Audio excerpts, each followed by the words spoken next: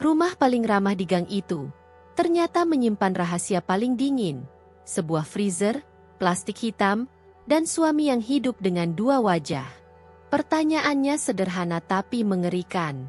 Apa yang sebenarnya disembunyikan Indra? Dan bisakah ia lolos dari hukum? Halo sahabat semua.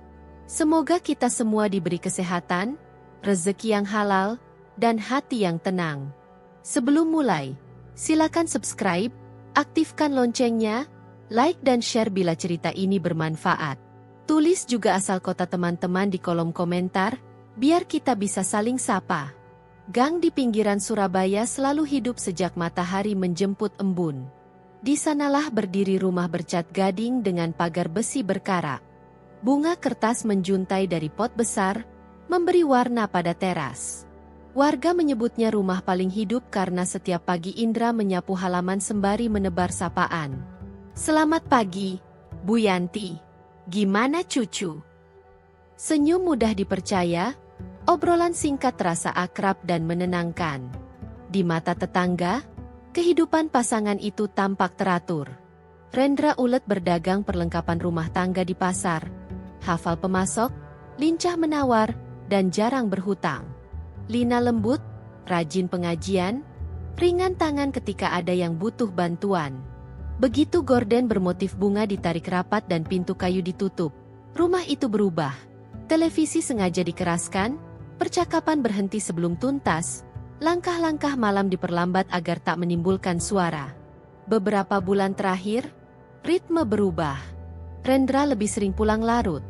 Jaket berbau jalan, ponsel bergetar pada jam sunyi lalu dijawab di dapur atau kamar kerja kecil. Lina pernah melihat amplop tebal diselipkan ke laci, dan saat menanyakan asalnya, jawabnya pendek, dari bisnis, insya Allah beres. Kalimat itu menutup pintu tanya, tetapi tidak menutup resah yang tumbuh di sudut hati. Lina menambatkan diri pada rutinitas agar rumah terasa biasa. Menjemur pakaian, menulis daftar belanja, menyeka kaca jendela, lalu menyiapkan kudapan untuk tamu dadakan. Di teras, senyum tetap rapi meski mata kadang sembab oleh tidur yang tidak utuh. Sore, ia duduk dengan segelas teh, menyapa anak-anak yang berlarian. Pada jam serupa, Rendra masih tampak ramah, membantu mengangkat keranjang, mengantar pisang goreng kiriman Bu Yanti, menanyakan kabar dagangan tetangga seakan beban tak pernah singgah. Pasar menjadi panggung langkahnya. Pagi buta, Rendra menyusuri lorong basah berbau bawang dan cabai, menawar selotip, ember, dan sapu. Ia tahu kapan tertawa dan kapan mengunci harga. Terkadang, kwitansi di saku memuat angka yang terlalu besar untuk pedagang skala rumahan. Jika kawan bertanya, jawabnya ringan, lagi bagus arus barang. Ponsel kembali bergetar, dan Rendra menyelinap menjauh dari keramaian. Di luar, kehidupan tetap mengalun. Azan dari musala, pedagang sayur yang lewat, aroma gorengan dari warung Bu Yanti. Rumah gading itu tampak damai. Namun di dalamnya ada tanda-tanda kecil yang berbisik. Kunci kamar kerja yang lebih sering dibawa, kotak penyimpanan berpindah tempat. Tatapan Rendra sesekali menelusuri sudut-sudut ruangan seperti menghitung sesuatu. Gang itu tidak pernah sepi, tetapi di bawah riuhnya, suatu rahasia merapat-rapat, seperti kabut tipis yang enggan hilang. Malam-malam tertentu, televisi dibiarkan menyala lebih lama, seakan perlu menenggelamkan suara lain yang tidak pantas terdengar. Di sela kebisingan kecil itu, Lina merasakan denyut cemas tumbuh, tipis namun konsisten, seperti tetes air memahat batu. Dan tepat di balik pintu yang sama, sebuah cerita kelam mulai menunggu giliran. Siang yang gerah membuat udara di rumah itu terasa lengket. Dari teras, garis cahaya menembus tirai dan jatuh tepat ke pintu kamar kerja yang biasanya terkunci, kali ini sedikit terbuka. Rasa ingin tahu yang selama ini dipendam seolah diberi izin. Dengan langkah pelan, Lina mendorong daun pintu.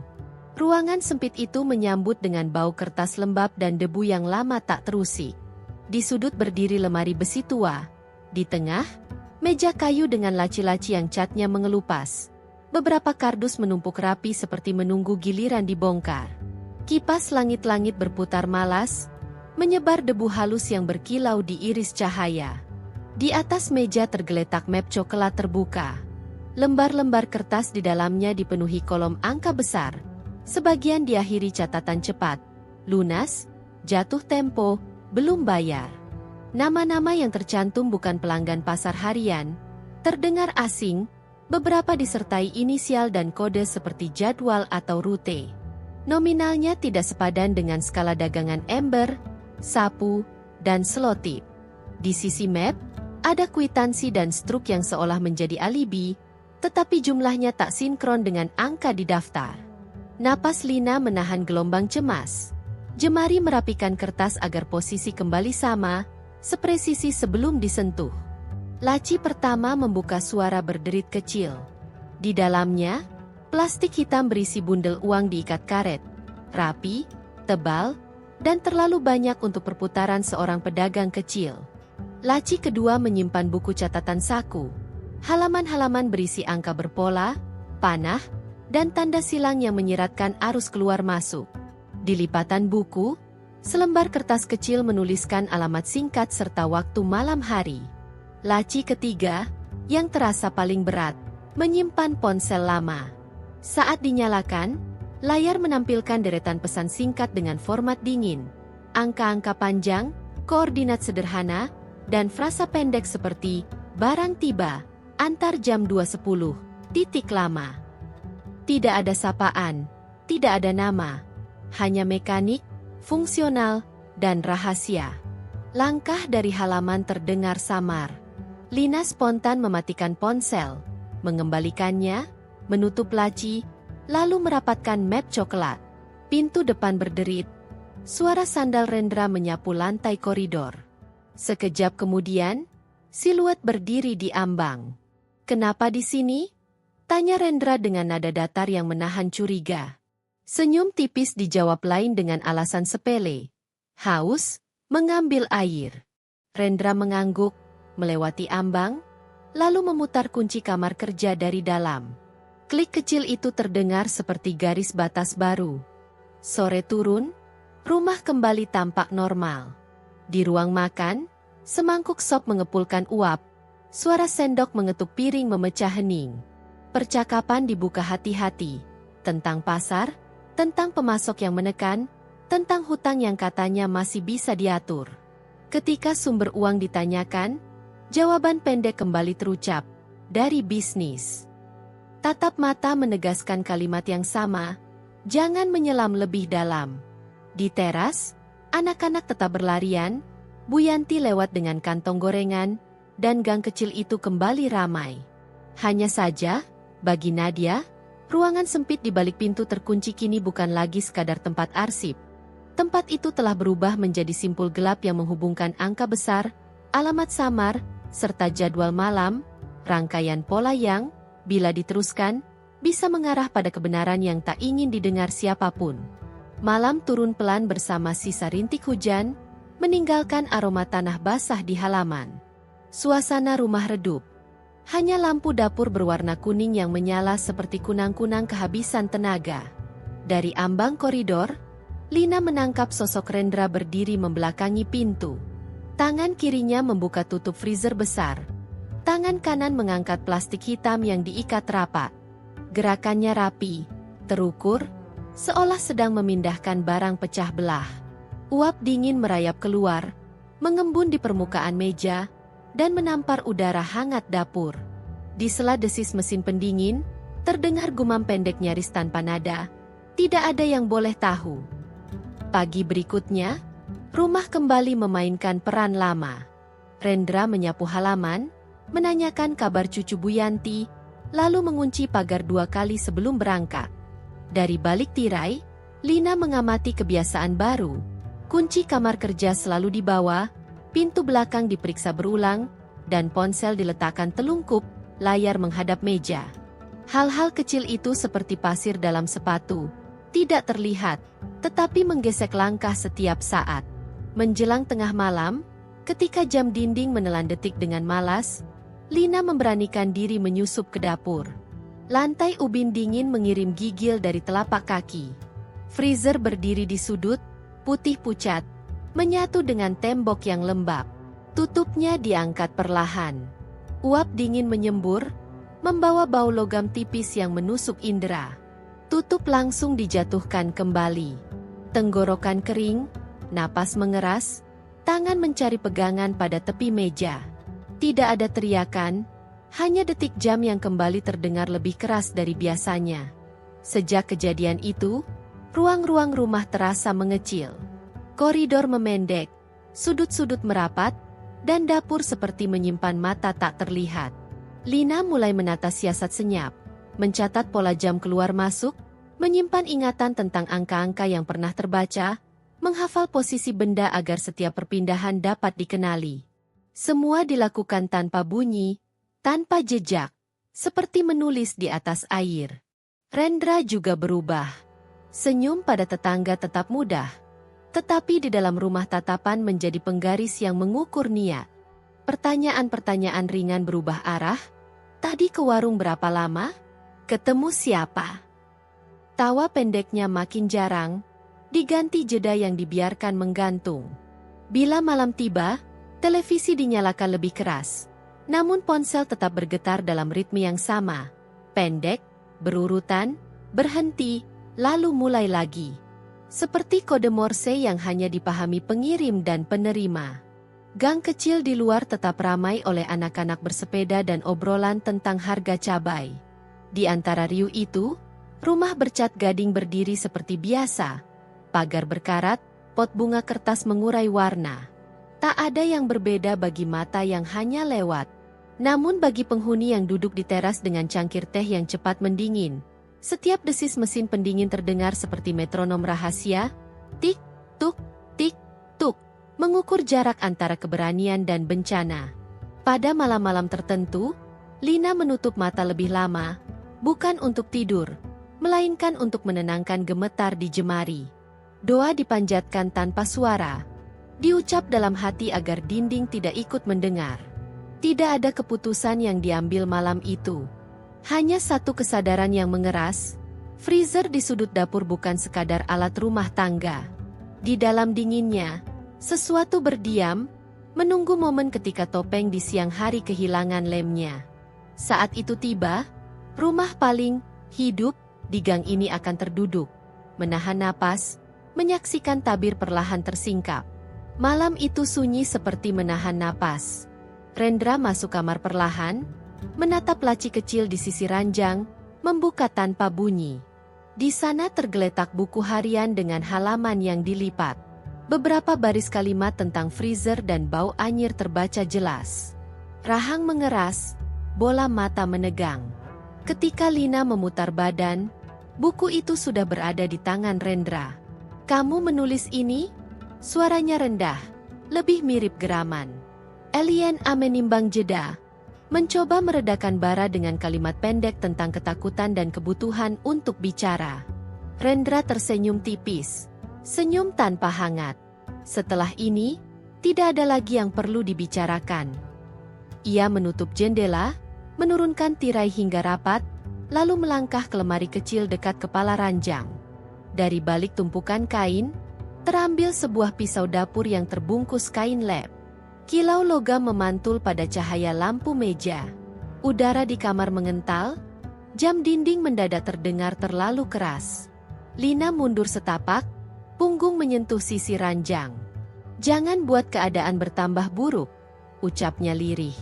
Rendra mengangkat bahu, mata tidak beralih dari lawan bicaranya. "Keadaan sudah buruk sejak kamu menulis itu." Gerak berikutnya spontan.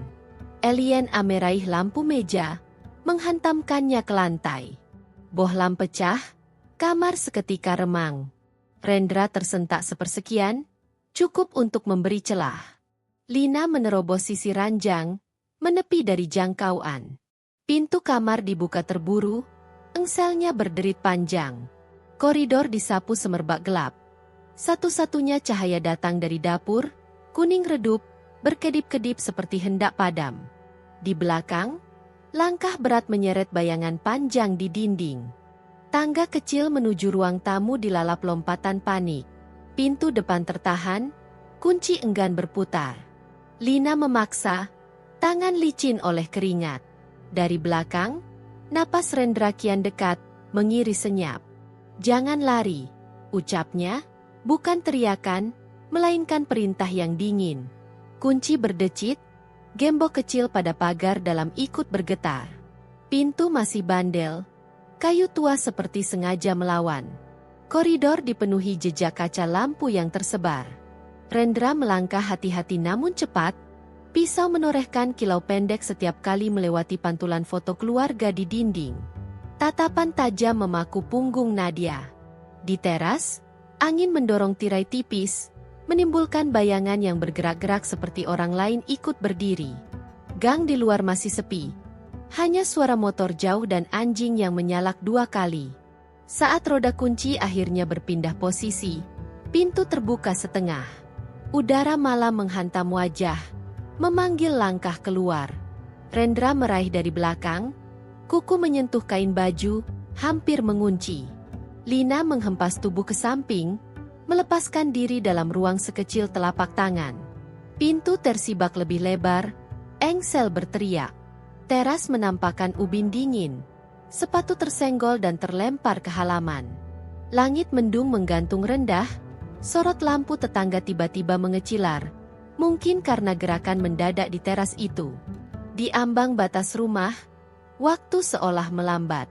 Pisau terangkat, bayangannya memanjang di dinding gading seperti jarum jam raksasa. Lina menuruni anak tangga batu, napas memotong-motong dada. Rendra menyusul, langkah rapat, mata hanya mengunci satu titik, punggung yang berusaha menjauh. Di gang, kaca jendela bergetar karena hembusan angin. Gorden rumah sebelah bergerak, menandai kemungkinan sepasang mata yang terbangun. Tidak ada teriakan. Hanya desah pendek yang pecah menjadi keberanian terakhir. Pintu pagar besi disentak, berdering keras, bunyi yang menembus tidur. Seekor kucing melompat dari atas tembok, menimbulkan suara gaduh kecil. Rendra berhenti sepersekian, menoleh spontan pada sumber gerak. Jeda itu memberi jarak tambahan. Lina lolos keluar pagar, menapak gang yang basah oleh gerimis sebelumnya. Kilatan pisau kembali terangkat, tapi kini bayang-bayang lain bergerak di ujung gang. Siluet yang menoleh, lampu teras yang menyala, dan bisik cepat yang berhamburan, pertanda malam tidak sepenuhnya memihak pada sunyi. Selebihnya, hanya derap langkah, denting pagar, dan kalimat, "Jangan lari," yang menggema di balik rumah gading, membelah keheningan sebelum sesuatu yang lebih besar datang mengetuk. Derit pagar besi memecah malam, disusul sorot senter yang menyilaukan mata. 2 polisi berlari dari ujung gang, napas teratur, tangan terlatih mengarahkan komando. "Berhenti, letakkan pisaunya." Suara tegas menggulung halaman. Rendra mematung di anak tangga teras, pisau masih terangkat, wajah pucat menahan panik. Lina terseret ke samping, dipapah tetangga yang baru keluar rumah dengan sandal tergesa. Lampu-lampu teras satu persatu menyala. Gang mendadak terjaga. Polisi bergerak menyilang. Satu mengalihkan perhatian dari depan, satu lagi memutari sisi pagar. Saat tatapan Rendra terpecah, tendangan presisi menghantam pergelangan, pisau mental, berkilat sebentar sebelum jatuh menggelinding ke ubin. Tubuh Rendra dibekuk, pipi menempel dingin lantai teras. Borgol mengunci kedua pergelangan. "Sudah, cukup," kata polisi itu, pendek namun manusiawi. Rendra meronta, suara parau memecah. "Kalian tidak mengerti. Kalau ini bocor, habis semuanya." Garis kuning dipasang cepat, membelah halaman menjadi lingkar kerja. Warga menumpuk di balik batas, bisik-bisik merayap. Nama Rendra, reputasi ramah, dan pertanyaan yang tak berjawab. Seorang ibu menutup mulut dengan punggung tangan. Seorang bapak menenangkan anaknya yang ketakutan. Alien A berdiri di sisi paling teduh, dibalut selimut tipis pinjaman tetangga. Tangan gemetar memegangi ujung kain, pandangannya sesekali kabur oleh sisa air mata. Tim piket melakukan penyisiran. Pintu belakang dibuka, kunci yang tadi berulang diperiksa. Jejak langkah menuju dapur terekam jelas di ubin yang masih lembab. Ke belakang, perintah perwira singkat. Dapur menyambut dengan lampu kuning pucat. Di sudut, freezer besar berdiri seperti lemari putih tanpa wajah. Bunyi desis mesin terdengar lebih keras di telinga yang tegang. Sarung tangan lateks dipakai, tutup freezer diangkat setenggang napas. Uap dingin menyembur. Semua mundur sepersekian, refleks. Bau logam tipis menyelinap, menusuk indera. Mata yang terlatih menangkap plastik hitam yang diikat rapat, susunannya rapi, tidak asal. Seorang polisi menelan ludah, menoleh pada perwira. Catat waktu temuan. Amankan TKP. Instruksi mengalir tanpa dramatisasi, namun ketegangan merambat ke setiap pori. Kamera dokumentasi berklik pendek. Nomor penanda ditempel. Plastik-plastik itu diangkat satu persatu sesuai prosedur, tanpa komentar berlebihan, tanpa sensasi. Di luar, bisik-bisik berubah menjadi gumam ngeri. Garis kuning bertambah lebar. Wartawan lokal mulai berdatangan. Lensa dan mikrofon tertahan di belakang barikade. Nama Rendra melompat dari mulut ke mulut. Kontras dengan citra sopan santun yang selama ini melekat. Di mobil, Rendra duduk tegak dengan mata tak fokus. Bibir bergerak. Seolah masih bernegosiasi dengan sesuatu yang tidak terlihat. Tidak ada yang boleh tahu. Kalimat itu menggantung, setengah terputus oleh bunyi walkie-talkie. Polisi yang mengawasi menutup pintu mobil dengan hati-hati, lalu menatap halaman, tetangga, Nadia, garis kuning, dan rumah bercat gading yang tak lagi tampak seperti rumah paling hidup di gang. Tatkala unit forensik tiba, malam makin padat. Lampu sorot portabel menyapu dapur. Bayang-bayang peralatan panjang bergerak di dinding. Lina duduk di kursi dekat teras, dipayungi tetangga. Seorang polisi wanita berjongkok setara mata, berbicara pelan, menegaskan bahwa proses segera selesai dan keselamatan menjadi prioritas. Jawaban Lina pendek, nyaris berbisik. Ucapan terima kasih meluncur patah-patah. Saat satu plastik terakhir diangkat, waktu seakan berhenti. Tidak ada jeritan. Hanya diam yang memekakan, mempertebal makna dari apa yang sudah dipahami semua orang tanpa perlu kata. Rumah itu menutup babak ramahnya. Gang menyimpan pelajaran. Topeng bisa rapi, tetapi jejak dingin selalu mencari jalan untuk tercium. Malam mengafirmasi satu hal. Kebenaran, betapapun pahit, akhirnya menemukan pintu. Pengadilan Negeri Surabaya penuh sejak pagi. Wartawan menata tripod, keluarga dan warga memenuhi bangku kayu, sementara petugas menjaga ketertiban di lorong. Rendra dibawa masuk dengan tangan terborgol. Tubuh lebih tirus, sorot mata berkejaran antara lelah dan gelisah. Di sisi lain, Lina hadir dengan pendampingan polisi wanita. Diam, namun tegar. Ketukan palu membuka persidangan. Udara ruang sidang seketika mengeras. Jaksa memaparkan dakwaan, pembunuhan berencana, penghilangan jejak, serta keterkaitan dengan arus dana gelap. Bukti ditautkan berjenjang. Map coklat berisi angka-angka besar dan catatan, lunas jatuh tempo, ponsel lama yang menyimpan pesan berkode, bundel uang tunai, serta temuannya di freezer. Saksi tetangga menerangkan rentetan malam ribut dan panggilan telepon larut. Penyidik menjelaskan pola pergerakan uang serta jadwal pengantaran, barang, pada jam-jam tak wajar. Ahli forensik menyusun kronologi temuan dengan bahasa dingin yang tak memberi ruang spekulasi. Gilirannya, Rendra berbicara pelan. Pengakuan meluncur putus-putus. Jaringan uang dari perdagangan gelap, tekanan utang dan ancaman pihak luar, ketakutan pada kebocoran yang akan merobohkan semuanya. Kalau rahasia keluar, habis. Ucapnya, menatap kosong kemeja hijau. Pembela memohon keringanan, menyebut tekanan, penyesalan, dan janji kooperatif. Namun majelis mengingatkan, tekanan tidak menghapus pertanggungjawaban, terlebih ketika tindakan disertai perencanaan dan usaha mengaburkan jejak. Ruang sidang menahan napas ketika hakim merangkum pertimbangan, sifat kejahatan, dampak sosial, dan kecemasan publik yang diakibatkan cara penyembunyian bukti. Kata-kata putusan turun terukur. Terbukti secara sah dan meyakinkan, pidana penjara seumur hidup, perampasan barang bukti, serta kewajiban memenuhi konsekuensi hukum lain yang menyertai. Palu diketukkan 3 kali, riuh kecil pecah, sebagian terduduk lega, sebagian tertunduk lesu.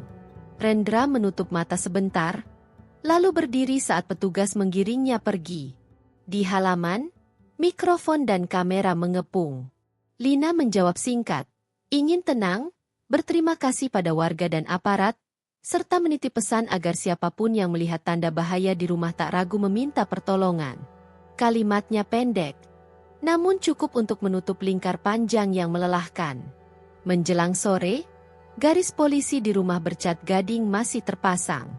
Gang kembali disapu rutinitas. Pedagang sayur lewat, anak-anak bersepeda, azan mengalun dari musala. Namun orang-orang kini paham, topeng bisa rapi, skenario bisa tampak wajar, tetapi detail kecil, kunci yang selalu dibawa, ponsel berkode, suara mesin pendingin, adalah alarm yang tak boleh diabaikan. Lina menutup buku hariannya pada halaman terakhir. Bukan sebagai akhir yang sempurna, melainkan titik untuk memulai ulang hidup tanpa bayang-bayang rahasia. Terima kasih sudah menyimak sampai akhir. Pelajarannya jelas, topeng ramah tak selalu menyimpan niat baik. Intuisi seringkali alarm paling jujur. Kalau suka dengan cerita seperti ini, subscribe sekarang, like, komen pelajaran yang teman-teman ambil, dan tulis asal kota kalian biar kita bisa saling sapa. Share ke teman yang butuh pengingat. Jangan ragu mencari pertolongan ketika ada tanda bahaya.